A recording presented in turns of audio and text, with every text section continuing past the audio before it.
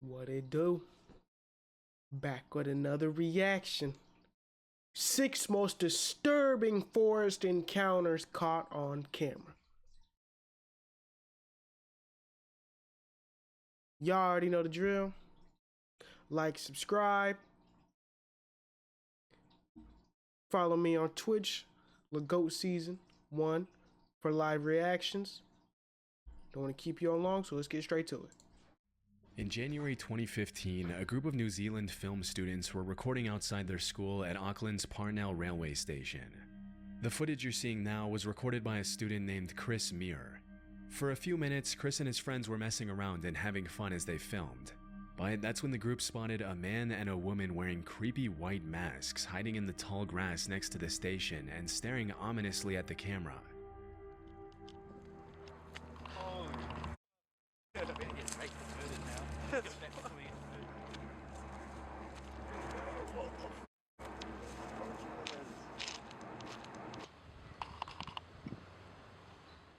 As it was later revealed, Chris and his buddies first thought that the masked people were probably pranksters from the school trying to creep them out, which is why they can be heard laughing throughout the footage.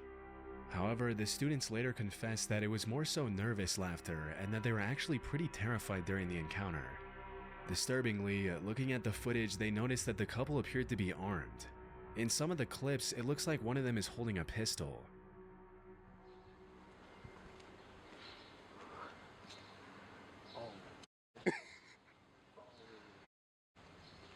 Where's the other one? Where's the other one? You questioning where's the other one? That should have been your sign to get out of here if you don't even know where the other one is at. Come on, dog. Any real human being, as soon as they see those two people, they're running up out of there. But y'all just want to sit here and laugh and record them. Leave before something bad happen, bro. I don't see him. They're as soon cooked. as the suspects got a little too close for comfort, the group ran back to the main road, after which they reportedly saw a police chopper approaching the area of the incident. It's not entirely clear who called the cops that day, but based on my research, this wasn't the first time the couple had harassed the public with their creepy masks and weapons. Earlier that week, they had terrorized a woman at Auckland's Domain Park, but left before the police were able to arrest them. When the cops arrived at the train station, Chris and his friends gave them the report, after which the Auckland Police Department uploaded a Facebook post where they urged the suspects to come forward and warned civilians to stay far away from the masked couple if they saw them. They also cautioned that if they saw someone carrying what appeared to be a weapon, they had no way of knowing if the weapon was real or fake and would be forced to approach the situation as if it were real. Shortly after that, the suspects reportedly came forward to talk to the cops. Throughout the investigation, the authorities didn't release a whole lot of information to the public about who these people were, whether their weapons were real, or what their intentions were. But one thing we know for sure is that this wasn't just an innocent prank. In fact, when a lot of people online started accusing the students of staging a prank just to get attention, a spokesperson from the school came forward to clarify that the masked suspects had nothing to do with the institute. According to an article from Vice, a police spokesperson later confirmed that the weapons were fake. But I wasn't able to find any official confirmation of this, and to this day, not a lot of people know who the suspects were or why they were terrorizing the public for no reason. I don't give a fuck. That's creepy Whatever as the hell. case, it's a good thing Chris and his friends were able to get away before things took a turn for the worse. Near the base of Mount Fuji in Japan lies a forest that's known among the locals as the Sea of Trees. Interestingly, the entire forest grew out of a 30-square-kilometer patch of hardened lava that was laid down by the last major eruption of Mount Fuji. A little more disturbingly though, over the years the Sea of Trees has become known as a place where people go to take their own lives. That's the forest that Logan Paul went to. If you venture far enough into the forest, it's not uncommon at all to find a body. Near the entrance of the forest, a sign written in Japanese reads, "Quietly think once more about your parents, siblings, and children. Please don't suffer alone, and first reach out." In July 2017, urban explorer and YouTuber Burbex ventured into the forest to see what he'd find, walking his viewers through his entire journey into the Sea of Trees. But even though the video starts out tame enough, just a few minutes into his exploration, the uploader comes across an abandoned bike, and that's when things get a little disturbing. I'm only a few meters away from the road right now, but As soon as you see that, you I've leave. already found an abandoned bike. You leave, bro. It's actually a pretty nice bike. Let's take a look at it.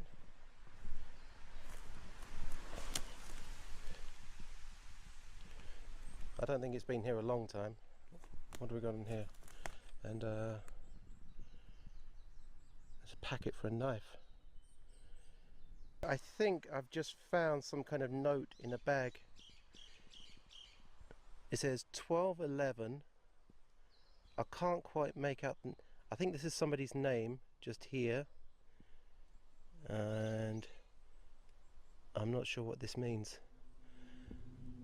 On top of the bike, Burbex finds an empty piece of packaging for a kitchen knife, and a few minutes later, he comes across a note written on a plastic bag. The note translates to 1211 verified, Fuji Yoshida Police Station verified, meaning it's likely evidence of someone who abandoned their stuff to take their own life in the forest, confirmed by the local police station. It's incredibly haunting to think how many lives have been lost in that forest over the years, and even more disturbing to think that any random passerby could easily find the body while exploring the terrain. Over the years, the Japanese government has implemented several measures, such as placing security cameras near the entrance to track those who walk inside, as well as training volunteers to talk to the visitors who are thinking of taking their lives. Still, this hasn't stopped people from following through with it, and the fact that the media has really played a big part in sensationalizing the forest in recent years hasn't helped either. In early 2023, a man named... Put a gate around that forest, bro. I promise you. Put a gate around it. Ain't nobody getting through, bro. David Meredith was taking his usual evening stroll through his neighborhood in Red Deer, Canada, when he suddenly saw a bull moose eating next to a tree. Hoping to catch a better glimpse, he hid behind the tree to watch. And that's when the moose turned around and started charging at him.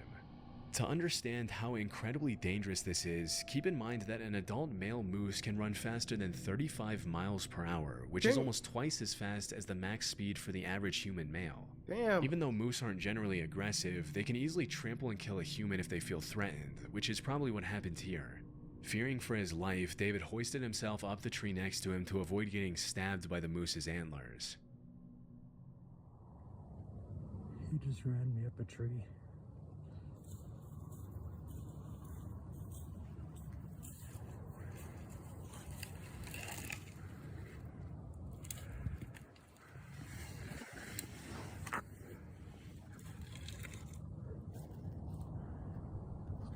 As soon as he was out of the moose's reach, he started recording. For about 30 seconds, the moose just stares at David, and you can hear the uploader's nervous breathing as he waits for the moose to leave. But shortly after, the moose starts charging back and forth with its head down, which is a clear sign that it's stressed and would probably trample David if he were to come down or fall from the tree.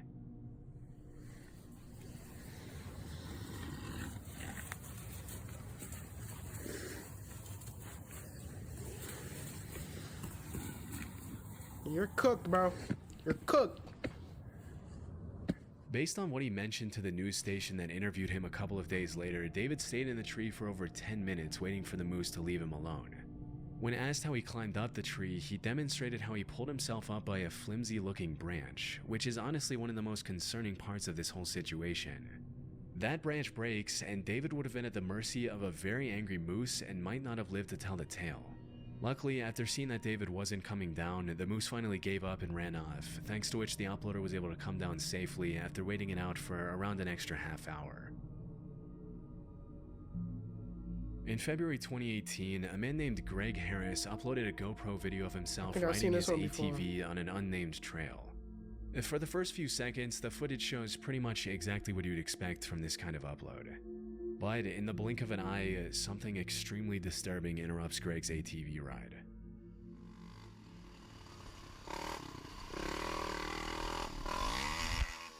Oh, what the hell?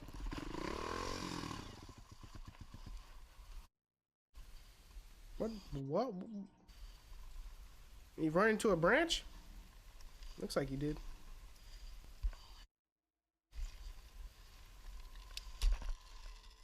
If you didn't catch it, someone had set up a metal wire between the two trees, which got caught in the uploader's helmet and forced him to stop. Oh. It's pretty disturbing to think that if Greg hadn't been so lucky, he could have been decapitated by the wire.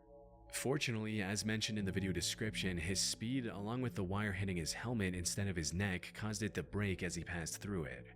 It might seem shocking that anyone would even think of doing something as incredibly evil as setting up a lethal booby trap in the middle of an ATV trail, but sadly, it's actually pretty common in the dirt bike and ATV community. Sometimes these wires are set up by people trying to keep bikers off their property. Others are set up by psychos who get irritated by the noise and decide to use violence to fix the issue.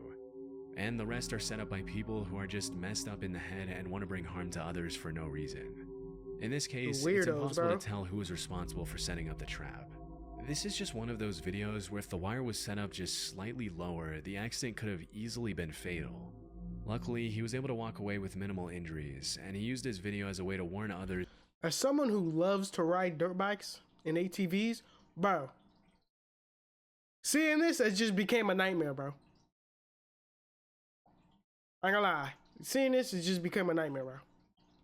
I'll probably ride on the roads from now on. I'm good on riding in the forest. To watch out for these kinds of traps, especially when riding through trees. Back in the summer of 2014, a man named Chris was biking in the mountains near Fernie, British Columbia, when he suddenly noticed what appeared to be an animal approaching him in the tall grass. Immediately, he realized it was a mountain lion, and that's when he started recording. I don't know if you can see it, but there's a mountain lion. He's crouching in the grass. He's actually coming towards me. At first, it's kind of hard to see where exactly the animal is, but as Chris walks towards the trail, you can see it emerging from the grass coming closer. This is exactly why you gotta buy a pew pew, bro. Cause you don't got you a pew pew and you sitting out in the forest like this, you're screwed, bro. You're screwed. Mountain lion. And he's stalking me. Even though mountain lion sightings are rare, they have been known to attack people in certain situations. And let's just say, if you see one stalking you in the tall grass, slowly approaching as it stares you down, you can be pretty certain that you're in danger. About 2 minutes into the footage, the lion starts walking a little faster, and Chris does the one thing you never do with a mountain lion by turning his back and starting to run. Oh my god.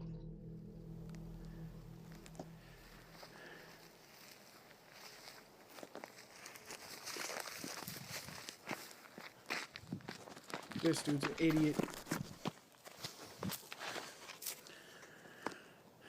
Hey, Mr. Mountain Lion.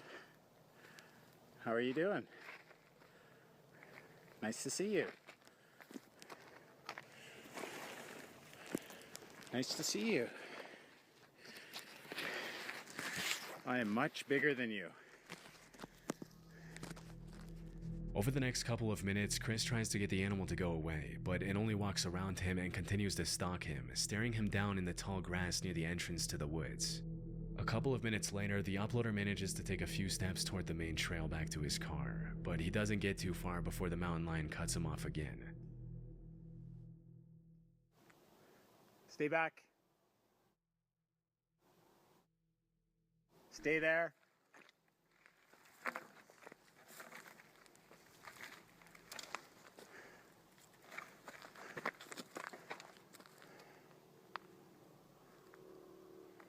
I'm not afraid of you. Fortunately, after a few moments of tension, the mountain lion turns around and disappears into the trees. Being in a position like that has to be downright terrifying, especially when you consider that the only reason the lion didn't attack was because it didn't want to. And had it felt more threatened, it easily could have done some serious damage. Thankfully, it was just a close call and Chris was able to walk away from the terrifying encounter unharmed. In March 2019, a 5-year-old girl from Fairlawn, New Jersey. In situations like that, you just don't gotta aggravate it. Don't turn your back and run away, but do something like he did. Sit there, stand there. Don't make it scared of you, but don't be scared of it. And that's gonna be hard to do. But don't be scared of it, and don't make it scared of you. Because if it's scared of you, it's gonna attack you. But if it smells fear, it knows that you're an easy target. She was playing with her friends near a creek in a wooded area behind their home right off Route 208. This was an area the family knew very well, as they'd been living there for 13 years, and the girl's father, Dave Kuroda, and his wife felt completely safe letting their kid play in the woods behind their house. But at some point during that particular afternoon, the girl came across a pile of clothing in the woods, after which she immediately ran back to tell her dad what she had found. Strangely, the clothes appeared to have been cut off a person's body, and there were suspicious red stains all over the tattered, shredded outfit. After confirming the bundle consisted only of women's clothing, Dave called the Bergen County Sheriff's Office and reported the incident, feeling like it was just too out of the ordinary for a random pile of cut-up clothes to appear near the entrance of the woods so close to his home. Even though this was the first time their daughter saw the clothes, it appeared they had been in the woods for several months, which explains some of the excessive wear and tear, but not the suspicious cuts and stains all over the outfit. Immediately, ItsThe'lon police started asking the public if they could identify the clothes, hoping that it was just a prank rather than something more sinister. Unfortunately, nobody came forward, and until the clothes can be linked to some sort of crime or to a victim, they can't be accepted for testing by the police department. To this day, the cops from the ItsThe'lon Police Department haven't been able to match the clothing to anyone in particular. And at this point, all we can do is hope that whoever those clothes belonged to did not come to the harrowing fate that the dark reddish stains imply. Damn.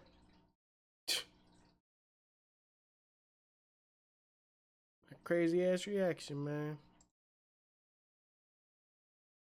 Y'all know the drill. Subscribe, like, twitch.tv/thegoatseason.